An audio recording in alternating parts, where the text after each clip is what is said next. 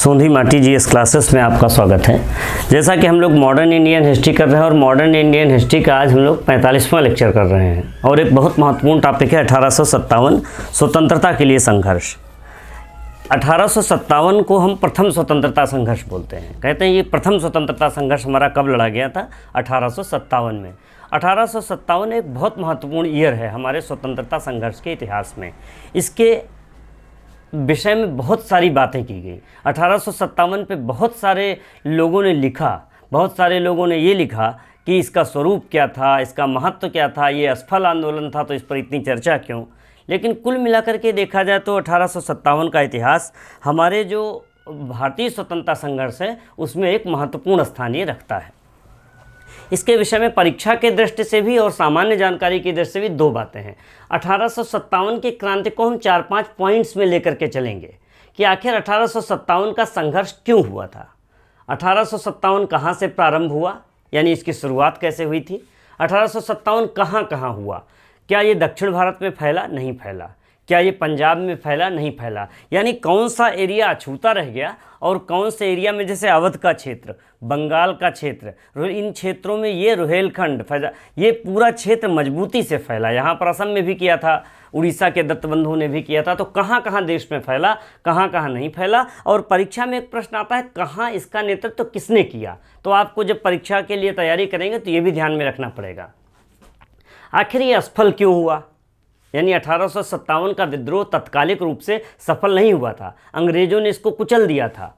लगातार सब सारे विद्रोही नेता हमारे सारे 1857 के जो स्वतंत्रता संघर्ष सेनानी थे सारे मारे गए थे।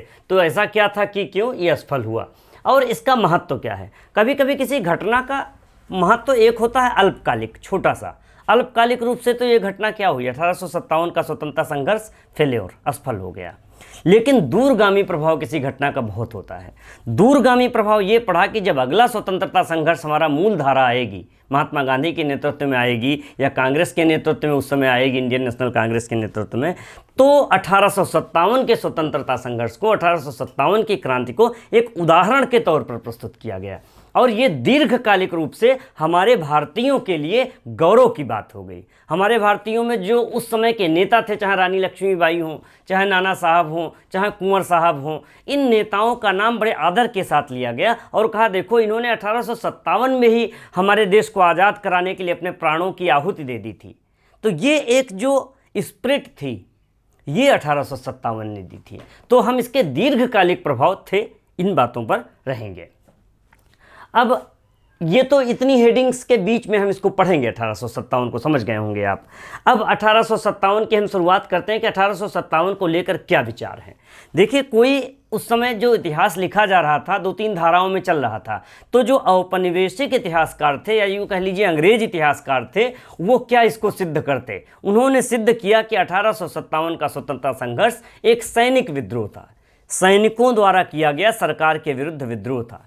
जबकि राष्ट्रवादी इतिहासकार या जो इंडियन इतिहासकार हुए उन्होंने जब इस पर रिसर्च किया तो उन्होंने देखा नहीं, ये सैनिक विद्रोह नहीं था, ये सैनिक विद्रोह से कुछ आगे की बात थी और जिसमें जनता ने भी बढ़ चढ़कर हिस्सा लिया था। क्योंकि सैनिक कौन था, प्रश्न ये था। सैनिक हमारा किसान था, किसान के घर का बेटा था, सामान्य जनता थी। तो सैनिक और जनता का जो कोरिलेशन था वो बहुत मजबूत था संबंध। तो जब सैनिकों, जब जो घटनाएं, मान लिया किसी किसान के घर में लगान नहीं दे पाए और उसका अंगूठा काट दिया, उसके बीवी बच्चों को उठा ले गए, उसको कोड़े मार दिए अंग्रेज़ों ने, और उसका बेटा बंगाल में सेना में है, तो क्या होगा बताइए, उस पर असर पड़ेगा जा कर के। तो जो सैनिक है वो यहाँ किस कारण से जुड़ जाएगा, आर्थिक कारण से जुड़ जाएगा। तो इस तरह से एक कारण न होकर के इसके कई कारण थे। बेंजामिन डिज़रायली एक नेता था वहाँ का, यूके इंग्लैंड में। उसने क्या किया था, उसने सिद्ध किया था, बेंजामिन डिज़रायली ने, कि यह एक राष्ट्रवादी आंदोलन था। इस बात को उसने रखा था। बीडी सावरकर ने लिखा, इन्होंने, इनकी पुस्तक का नाम था, पूछा जाता परीक्षा में कभी कभी, the Indian war of independence. इन्होंने 1857 को सुनियोजित स्वतंत्रता संग्राम बताया, बीडी सावरकर द्वारा बताया गया। एसएन सेन, भारत सरकार ने इनको नियुक्त किया, कहा कि आप लिखिए भारत का इतिहास। तो तो इन्होंने हालांकि शायद अनबन होने के कारण बाद में पूरा इतिहास तो नहीं लिखा, लेकिन इन्होंने छोटे छोटे तमाम खंड लिखे हैं, तमाम पुस्तकें लिखी हैं। उसी में एक पुस्तक है इनकी 1857, एसएन सेन ने 1857 में बताया कि यह, उन्होंने भी इस बात को स्वीकार किया कि यह एक राष्ट्रीय विद्रोह था, उसमें जनता ने भी भाग लिया था। कई जगह मानते हैं कि रजवाड़ों ने अपनी स्थिति बचाने के लिए संघर्ष शुरू किया था, लेकिन जनता भी शामिल हुई थी बड़े स्तर पर। आरसी मजूमदार ने लिखा, इनको भी गवर्नमेंट ने नियुक्त किया था। आरसी मजूमदार ने कहा कि ना तो ये फर्स्ट था और ना ही स्वतंत्रता संघर्ष था। ये कथन चूँकि इसलिए मैंने रखा, परीक्षा में कई बार पूछा ये किसका कथन है कि 1857 का संघर्ष ना तो प्रथम था और ना ही स्वतंत्रता संघर्ष था, तो ये आरसी मजूमदार का कथन है। तो आप जब इसको पढ़ेंगे तो देखेंगे कि इतने लोगों ने, यानी कि हम आपको ये बताना चाह रहे हैं 1857 को लेकर विचार क्या थे। अब बहुत सारे इतिहासकार हैं तो बहुत सारे विचार आपको मिलेंगे, ये मेजर थे। उस समय 1857 की जब क्रांति हुई तो पूछा जाएगा आपसे भारत का गवर्नर जनरल कौन था, तो था कैनिंग, लॉर्ड कैनिंग। हम लोगों ने जब किया था गवर्नर जनरल कर रहे थे तो उसमें आया भी था गवर्नर जनरल लॉर्ड कैनिंग। सम्राट कौन था, यानी मुगल सम्राट, यानी मुगलों के हाथ से सत्ता जा चुकी थी, मुगलों के पास था कुछ नहीं, लेकिन दिल्ली पर तो कोई बैठा ही था, दिल्ली की गद्दी पर अंग्रेज नहीं बैठे थे अब तक। तो 1857 में सम्राट थे बहादुर शाह जफर, बहुत अच्छे शायर थे, बहुत अच्छी शेर लिखते थे, कहते थे, और बाद में तो इनको रंगून कर दिया गया, निर्वासित। हम लोग आगे पढ़ेंगे। एक चीज़ बताना चाहेंगे, 1857 की जो परिणाम आएंगे उसी में ये गवर्नर जनरल जो कैनिंग है, यहीं पर आपको बता दें 1857 के बाद ब्रिटिश सरकार ने ईस्ट इंडिया कंपनी से सारी सत्ता छीन ली और गवर्नर जनरल को कहा जाने लगा वायसराय। तो पहला वायसराय भारत का कौन बनेगा, लॉर्ड कैनिंग।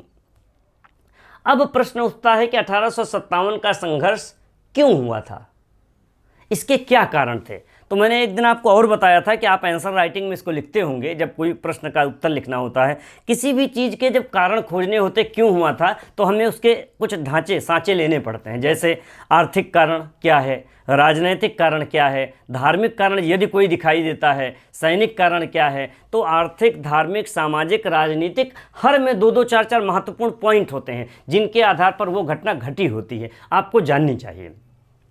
अब हम शुरुआत करते हैं राजनीतिक कारण की। राजनीतिक कारण में सबसे पहले आपका है,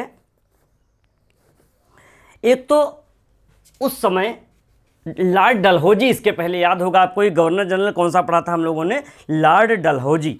लॉर्ड डलहौजी ने क्या किया था, एक व्यक्तिगत नीति अपनाई थी। व्यक्तिगत नीति यानी गो अधिग्रहण कर लेता था, ये राज्यों का कुशासन के आधार पर, गोद लेने के आधार पर इसने एक अपनी कल्चर बनाई थी। तमाम रियासतों को इसने क्या किया था, मिला लिया था। तो जो लॉर्ड डलहौजी की साम्राज्यवादी नीति थी उसकी वजह से छोटे छोटे राज्यों में बहुत सा असंतोष फैल गया था। सतारा, जैतपुर, संभल, बघाट, ये सब, उदयपुर, ये सारे राज्यों को इसने ख़त्म कर दिया था। तो एक तो लॉर्ड डलहौजी की जो साम्राज्यवादी नीति थी इसकी वजह से, और जो इसका व्यक्तिगत नीति थी वही डॉक्ट्रिन ऑफ लेप्स, इसकी वजह से इसका असर पड़ा था। दूसरा क्या किया था, एक बड़ा काम इसने, रियासतों को जिनके पुत्र नहीं थे उनको भी वापस ले लिया था, ये भी कहीं ना कहीं विद्रोह का कारण था। ब्रिटिश सरकार अपने को ऐसी सत्ता समझ रही थी, यहाँ के लोग वो अपने को परम सर्वोच्च सत्ता समझ रही थी। तो यहाँ पर जो राजनीतिक, यहाँ पर जो पुराने समय से जो घराने चले आ रहे थे उनके लिए कष्टकारी था, और जो यहाँ की जनता थी उसकी भी स्वामी भक्ति कहीं ना कहीं किसके प्रति रही होगी, राजघराने के प्रति रही होगी, जिनके साथ वो शासित होते चले आ रहे थे। तो एक कारण ये भी बना होगा। कुशासन का आरोप लगा करके जैसे अवध को ले लिया था, दिल्ली के मुगल बादशाह को इन्होंने कितना गिरा दिया कि जिसका कोई जवाब ही नहीं था। लगातार गिराते रहे, उससे बात नहीं करेंगे, उसकी आय कम कर देंगे, उसकी पेंशन कम कर देंगे, उसको कहेंगे छोटे कमरे में रहिए। तो ये सब कारण भी कहीं न कहीं बन रहे थे। एक बार एक घटना और आती है, इसमें आपको मैं बताना चाहूँगा। पंजाब पर जब अधिकार कर लिया अंग्रेज़ों ने तो लॉर्ड डलहौजी गया एक बार अमृतसर, और अमृतसर में क्या है, स्वर्ण मंदिर है। तो स्वर्ण मंदिर में लॉर्ड डलहौजी जूते पहन कर गया था। ये सिखों को कतई बर्दाश्त नहीं था। हालांकि सिख उस तरह से 1857 में अंग्रेज़ों के खिलाफ नहीं लड़े थे जिस तरह से अवध या रोहेलखंड या झांसी, कानपुर लड़ रहा था या बिहार लड़ रहा था, लेकिन फिर भी सिखों के अंदर भी कहीं ना कहीं इनके प्रति एक वैमनस्यता का भाव आ गया था। बहादुर शाह के साथ हो ही गया दुर्व्यवहार जो हो रहा था। और इसके बाद दूसरा कारण जो एक मेजर कारण माना जाता है, आर्थिक कारण। अंग्रेजों की जो निरंतर आर्थिक नीतियां थीं, उन नीतियों ने क्या किया था, भारतवासियों को बहुत ज़्यादा प्रभावित किया था। कर की मात्रा इतनी ज़्यादा होती थी, 55% 60% तक कर ले लेते थे। रैयतवाड़ी, महलवाड़ी, स्थायी बंदोबस्त, आपको याद आ रहा होगा, मैंने आपको एक लेक्चर में भू राजस्व व्यवस्था बताई थी। उस इतनी ज़्यादा थी कि किसान को सूदखोर यानी कि सूद कर्ज ले करके अपना जीवन गिरवी रखना पड़ रहा था। तो ये जो आर्थिक स्थिति थी। दूसरा क्या किया था, हस्तशिल्प बर्बाद कर दिया था। घराने खत्म हो गए, राजघराने खत्म हो गए सारे, तो इनका खरीदने वाला माल कोई बचा नहीं। नगदी फसलों के कारण, वाणिज्यिक फसलों के कारण इनके पास खाने को अनाज नहीं हुआ करता था। ऐसी स्थिति में एक इनाम आयोग 1852 में गठित हुआ था। उसने बहुत सारी जागीरें, लगभग 20,000 जागीरें जब्त कर ली थी इनाम आयोग ने, इनाम कमीशन ने। डलहौजी के सामने ये भी बैठा था। तो ये जो भारतीय किसान करों के बोझ से दबता चला जा रहा था, इसका शिल्प, हस्तशिल्प और ये सारी चीज़ें खत्म होती चली जा रही थी। व्यापार, वाणिज्य, उद्योग धंधे सारे क्या हो गए थे, नष्ट हो गए थे। इसकी वजह से आर्थिक कारण, जब आपके पास गरीबी आती है, भुखमरी आती है और एक बिल्कुल चरम पर पहुंच जाती है, फिर आपके पास कोई विकल्प नहीं होता है। ऐसे में अंग्रेजों की जो भूमि कर नीति थी, उसको 1857 के लिए उत्तरदायी ठहराया जाता है। इसके बाद है आपका कर, हस्तशिल्प, वही सब बातें होंगी। सामाजिक धार्मिक कारण।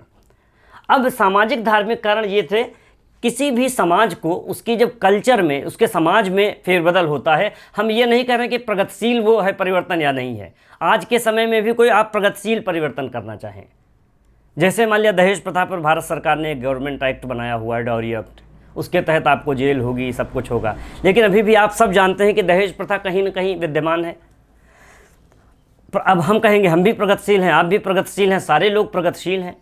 इतना सारा प्रगतिशील हैं तो फिर आप ही के घर में आपकी शादी के लिए या आपकी बहन की शादी के लिए दहेज की बात क्यों चलती है? क्योंकि आप विरोधी नहीं कर पाते। तो जो उस समय तो और कठिन था। तो जो सामाजिक ताना बाना होता, उसमें प्रगतिशील मूल्य मायने नहीं रखते। उसमें मायने रखता है कि आपके समाज में कहीं कोई परंपरा में, रूढ़ में चोट न मार दे। आप अंधे रहते हैं, बिल्कुल आप डरे रहते हैं, आप कायर रहते हैं। इस वजह से ऐसा नहीं कर पाते, आप नहीं बोल पाते। बोलना जिस दिन आपको आ जाएगा सामाजिक रूप से, तो प्रगतिशील मूल्यों को स्वीकारना ये युवा पीढ़ी का दायित्व तो सबसे ज़्यादा होता है। अगर युवा पीढ़ी सचेत हो जाए, तमाम फिल्मों में देखिए, तमाम वेब सीरीज़ आजकल आ रही, इनमें तमाम अच्छी चीज़ें कई बार फिल्माई जाती हैं, तो मैं देखता हूं कि युवा पीढ़ी उसमें क्या होती है, वो फॉलो करती है अपने फादर को और उसको, फिर कैसे कर पाएंगे आप? तो ये एक जो सामाजिक रूप से इन लोगों ने जो चोट की, जैसे सती प्रथा पर चोट हुई, क्या आपके दृष्टिकोण से सती प्रथा पर चोट करना या सती प्रथा के लिए, हालांकि राजा राममोहन राय जैसे लोग थे हमारे वहाँ, उन्होंने, राजा राममोहन राय जी ने सती प्रथा के लिए बहुत बड़ी लड़ाई लड़ी, तब जीते वो, या कन्यावध का विरोध अंग्रेजों ने किया, या बाल विवाह के विरुद्ध अंग्रेजों ने नियम बना दिया, या अंग्रेजों ने विधवा विवाह के लिए, ये सब इतनी बढ़िया बातें हैं जो किसी भी समाज को ऊपर ले जाएंगी। लेकिन भारतीयों के अंदर उस समय का जो भारत था, 1857 का भारत, ये सब लगा अरे ये तो हमारी प्रथाओं में परिवर्तन कर रहे हैं, और अंग्रेजों से सब नाराज़ हो गए, बिल्कुल बौखला उठे, घर के घर बौखला उठे होंगे। मुझे लगता है 1857 अगर आप अपने मस्तिष्क में क्रिएट करेंगे तो। गोद लेने को मना कर दिया। गोद लेना हालांकि मना करना ये तो राजनीतिक कारण से, जिससे अंग्रेजों की साम्राज्यवादी नीति को सहारा मिलता है, इसको अच्छे उसमें नहीं लाएंगे। तो ये सब कारण थे सामाजिक धार्मिक रूप से, जिन पर अंग्रेज प्रहार कर रहे थे, अंग्रेज इनके विरुद्ध कानून बना रहे थे, और भारतीयों को ये बिल्कुल गंवारा नहीं था कि कोई, अब यहाँ पर ये कह सकते हैं कि दूसरे को क्या राइट है कि हमारे समाज में फेरबदल करे। अब चूंकि शासन वो कर रहे थे, नीतियाँ वो बना रहे थे, प्लस यूरोप बहुत आगे था भारत से 1857 में, तो उनको लगता होगा ये अमानवीय प्रथाएं हैं, नरबली प्रथा जैसी अमानवीय प्रथाएं हैं, इनको क्यों न ख़त्म किया जाए। उसमें भी तो पढ़े लिखे लोग रहे होंगे अंग्रेजों में, तो इस वजह से ये सारे कारण रहे होंगे। और सामाजिक धार्मिक रूप से हाँ, ये है कि भारतीय धर्म और संस्कृति को हेय दृष्टि से देखना भारतीयों को चुभता होगा। किसी भी संस्कृति को अगर आप हेय दृष्टि से देखेंगे समाज को, तो आपको चुभेगा, ये हो सकता है एक कारण। इसके अलावा हिंदू मुसलमानों को, दोनों को अपने धर्म पर संकट दिख रहा था। हिंदुओं को भी लग रहा था और कहीं न कहीं मुस्लिमों को भी लग रहा था कि हमारे धर्म के ऊपर संकट आ रहा है। ईसाई 1813 से ईसाइयों को आने का हो गया था, तो ईसाइयों को बहुत सारे बुला लिया था इन्होंने। ईसाई धर्म प्रचारक बन के आ गए थे, भारतीयों का धर्म परिवर्तन करा रहे थे। ये एक ऐसी बात थी जिससे क्षुब्ध होना स्वाभाविक था, असंतोष होना स्वाभाविक था। इस तरह ये सब बातें थी। सामाजिक धार्मिक आंदोलन इस वजह से भारत में 1857 में इसने रोल अदा किया अपनी भूमिका का। एक कारण सैनिक था, यद्यपि तात्कालिक कारण था, और ऐसा भी तात्कालिक था कि तुरंत हो गया था। बहुत पहले ही जब मीर कासिम से बक्सर का युद्ध अंग्रेजों का चल रहा था, आपको याद होगा तो मैंने बताया था एक बटालियन इधर से उधर मिल गई थी, तो ये बहुत पुराने समय से चलता आ रहा था। 1806 में बिल्लोर, आपको याद होगा टीपू सुल्तान के बच्चे लड़ रहे थे, जब मैंने बताया था आंग्ल मैसूर युद्ध, तो टीपू सुल्तान के बच्चों के साथ अंग्रेजों की एक सेना ने वहाँ की एक सेना ने विद्रोह कर दिया था।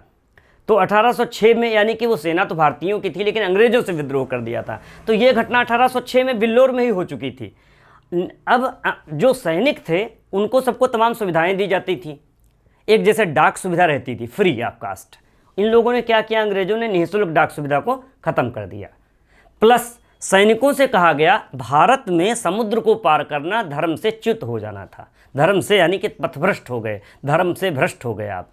और अंग्रेज़ों ने क्या किया, इनको भेजना शुरू किया समुद्र पार। जहाँ जहाँ बर्मा में ज़रूरत है, कहीं ज़रूरत है, तो अंग्रेज़ों ने इनको भेजना शुरू किया। तो भारतीयों को ये खला कि कहीं हमारे धर्म को अंग्रेज़ भ्रष्ट न कर दें, तो सैनिक कारणों में असंतोष का एक कारण ये भी था।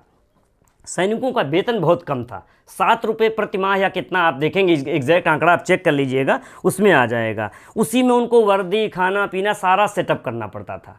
तो उस समय चूँकि ज़्यादा वेतन था नहीं और आपसे काम खूब लिया जा रहा था, प्लस आपके धर्म पर भी खतरा उत्पन्न हो रहा था, आपको बाहर भेज रहे थे, आपकी डाक सुविधा उस समय ख़त्म की गई। एक निग्गर शब्द था, सैनिकों को कहते थे हब्सी। हब्सी समझ रहे होंगे, एक जात है अफ्रीका में या उस तरह, हब्सी बड़े हैवी होते हैं लोग ये, तो ये भारतीयों को हब्सी बुलाते थे, निग्गर। और काला आदमी या तो कहते थे भारतीयों को, चूँकि अंग्रेज गोरे थे तो इनका मजाक उड़ाते थे सैनिकों का। ये बात लगातार उनको निश्चित रूप से चुभती होगी। और एक जो तत्कालिक कारण बना वो न्यू इनफील्ड राइफल का प्रवेश हुआ 1856 में, 57 में। न्यू इनफील्ड मतलब उसी समय, उसी के आसपास। इसमें यह माना गया सुअर की चर्बी और गाय की चर्बी दोनों का प्रयोग किया गया था। हिंदू धर्म के लिए गाय की चर्बी को कारतूस खोलना मुंह से, यानी कि मुंह में लेना अपराध है, और सुअर को मुस्लिम नहीं बर्दाश्त कर सकता है। ऐसे में ये न्यू इनफील्ड राइफल जो थी ये प्रयोग की जा रही थी, ये एक तात्कालिक कारण सैनिक कारणों में था। ये कारण थे कि 1857 आया भारत में, राजनीतिक कारण, आर्थिक कारण, सामाजिक कारण, धार्मिक कारण और सैनिक कारण। इसके बाद इसका प्रारंभ की डेट थी 10 मई 1857। बहुत स्पष्ट रूप से निश्चित नहीं हो पाता है स्वरूप इसका, इसकी योजना क्या बनाई गई, किसने योजना बनाई। हालांकि नाना साहब आए, लक्ष्मीबाई से मिले, अजीमुल्ला से मिले, अवध भी आए, ये सब आपस में आ जा तो रहे थे, लेकिन कोई स्पष्ट रूपरेखा नहीं दिखाई देती 1857 की। ये दिखाई देता है कि इनकी डेट जो तय की गई थी वो 10 मई के आसपास तय की गई थी। लेकिन हुआ क्या, बैरकपुर में एक व्यक्ति था मंगल पांडे, एक मूवी भी बनी है मंगल पांडे पर, बैरकपुर पश्चिम बंगाल में है, उसको जोश जल्दी आ गया।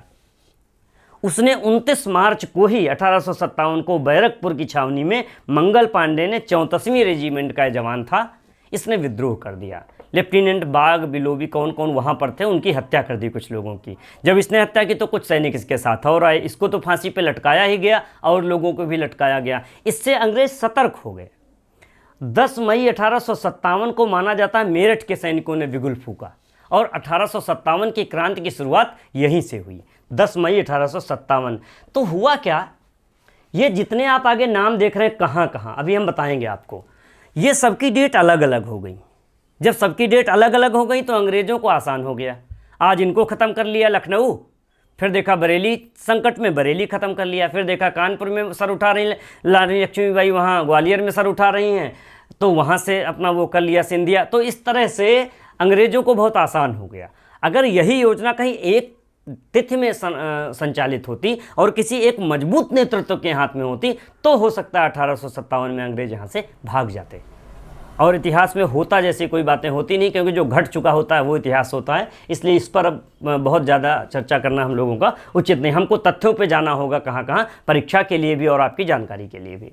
अब ये कहाँ कहाँ फैला, आप देखिए, मुजफ्फरनगर बिहार, मुजफ्फरनगर सहारनपुर, मद्रास, ये अछूते रहे। सहारनपुर में कोई घटना ऐसी नहीं दिखाई देती है जहाँ पर 1857 फैला हो, मद्रास अछूता रहा। अवध में मजबूती से लड़े लोग, बेगम हजरत महल अवध में थी, लखनऊ की। इनके पुत्र का नाम था बिरजिस कादिर, इसको इन्होंने नवाब घोषित किया। काफ़ी लड़ी, अंग्रेज़ों को पराजित भी किया कई बार, और फाइनली जब इनको लगा नहीं जीत पाएंगे तो ये नेपाल की तरफ पलायन कर गई, यानी कि फिर इनका पता नहीं चला कहीं। कानपुर, लखनऊ कभी जाएंगे तो रेजिडेंसी में काफ़ी अंग्रेज़ लड़ी थी, रेजिडेंसी में बहुत सारे अंग्रेज़ मारे गए थे, और 2-4 प्लेस हैं, कैसरबाग में एक जगह है जहाँ पर ये दिखाई देते हैं, यहाँ लड़ाइयाँ लड़ी गई थी 1857 की। कानपुर में नाना साहब थे, नाना साहब का मूल नाम था धोंदू पंत, कभी पूछ लेते हैं परीक्षा में। नाना साहब ने नेतृत्व किया कानपुर में, नेतृत्व क्या मतलब युद्ध लड़ रहे थे नाना साहब। और तांत्या टोपे इनके एक व्यक्ति थे, रामचंद्र पांडुरंग इनका नाम था, इन्होंने इसका नेतृत्व, सैनिक इनके मजबूत सेना नायक थे। लेकिन ग्वालियर के सिंधिया परिवार ने, मान सिंह थे वहाँ पर, इन्होंने धोखे से इनको अंग्रेज़ों को सौंप दिया था, तांत्या टोपे को, और तांत्या टोपे को फांसी दे दी गई। इसीलिए सिंधिया परिवार पर कई बार आपने पढ़ा होगा, आरोप लगाते हैं कि ये धोखेबाज टाइप का, इस तरह का शब्द आता है। अब इन बातों का भी कोई महत्व नहीं रह गया। झांसी की रानी लक्ष्मीबाई, इनके पति गंगाधर राव थे, गंगाधर राव ख़त्म हो गए थे, युवावस्था में ही ये विधवा हो गई थी। और फिर रानी लक्ष्मीबाई अपने एक पुत्र को लेकर या दत्तक पुत्र को लेकर के युद्ध मैदान में कूदी। ग्वालियर के किले से उनका बना हुआ है, जहाँ से कूद करके नीचे गई, फिर सेना को इकट्ठा किया और बड़ी वीरता से लड़ती रहीं। एक अंग्रेज हीरोज़ था जो इनको हराया, जिस सेनापति ने, उसने कहा कि 1857 के स्वतंत्रता संघर्ष में अकेली मर्द है ये, मतलब इतना मजबूती से लड़ी कि जिसका कोई जवाब नहीं था। बिहार में 80 वर्षीय बाबू कुंवर सिंह ने संभाली है मान, आरा के थे। कुंवर सिंह की उम्र बहुत थी, 80 वर्षीय, लेकिन बड़ी मजबूती से लड़े, और ये एकमात्र 1857 के सेनानी हैं जो कोई युद्ध नहीं हारे और अपनी मौत मरे, कुंवर सिंह। इलाहाबाद में मौलवी लियाकत अली, ये नाम इसलिए लिखे परीक्षा में पूछे जाते हैं आपसे। उड़ीसा में सुरेंद्र प्लस उज्ज्वल शाही ने किया था। असम में दत्त बंधु थे, मनीराम दत्त, और क्या नाम था उनका। इस तरह से ये यहाँ फैला, यहाँ लड़ाइयाँ हुई। आप थोड़ा सा जब किसी भी बुक से, एक बेस बुक से अच्छी पढ़ेंगे, और हालांकि बिपिन चंद्रा सर ने बहुत अच्छा 1857 की जो एक पहला लेख लिखा, बहुत अच्छा लगता है, निबंध लिखा हो कोई, वो लेख बार बार पढ़ने का मन करता है मेरा भी, आप भी पढ़िएगा। और 1857 के विषय में किसी सामान्य बुक से जानकारी आपको पूरी मिल जाएगी। अब ये बताइए असफल क्यों हुआ।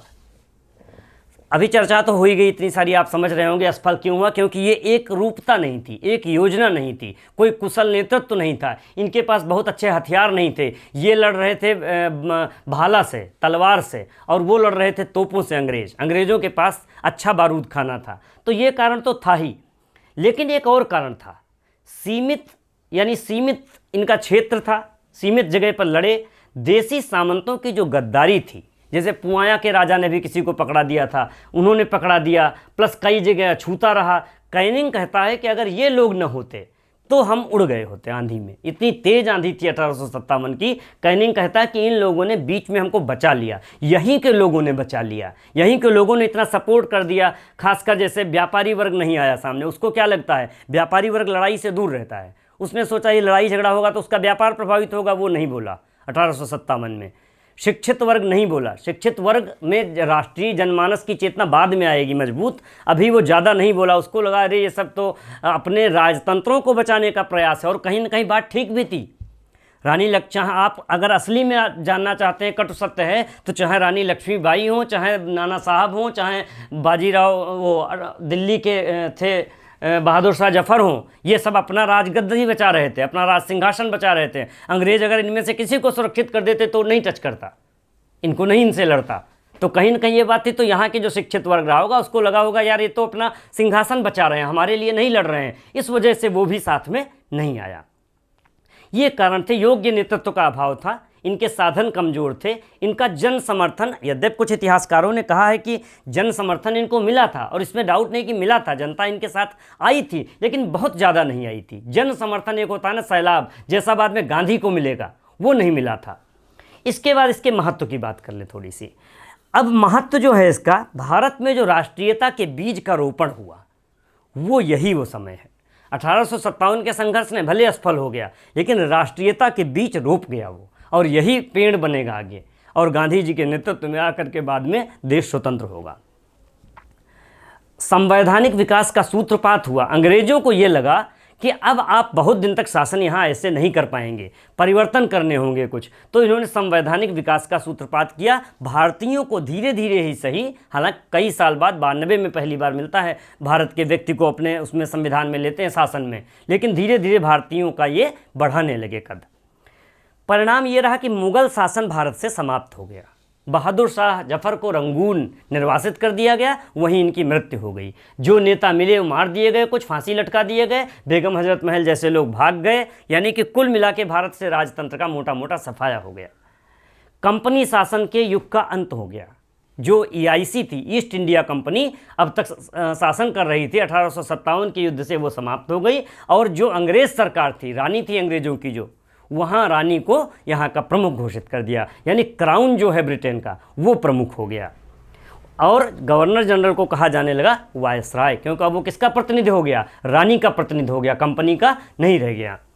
सेना का अनुपात जो था शायद वो 5:1 था। देखिएगा एग्जैक्ट आंकड़ा आप अपने कॉपी में, 5:1, यानी 5 भारतीय सैनिक होते थे तब 1 अंग्रेज सैनिक होता था। ये इन्होंने घटाकर 3:1 या 2:1 कर लिया, जिससे खतरा कम रहे। जो भारतीय सैनिकों का विद्रोह था, तो सेना के अनुपात को इन्होंने आगे एक कमीशन बनाया और इसको सही कर ले गए।